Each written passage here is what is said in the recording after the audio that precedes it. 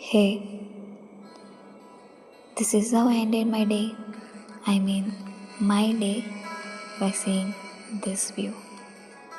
Isn't it true that we all have become so busy chasing the next thing that we even forgot how beautiful the world is?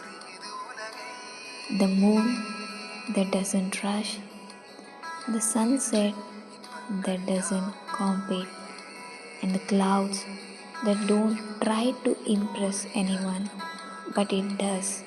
I agree. That is how it leaves us speechless. Maybe peace isn't something that we have to find. Maybe it's something that we have to notice.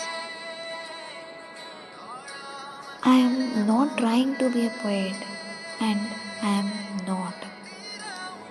This is just the random words that came into my mind when I sat over there and looking at the view. And the peace which I got when I sat simply is unexpressible.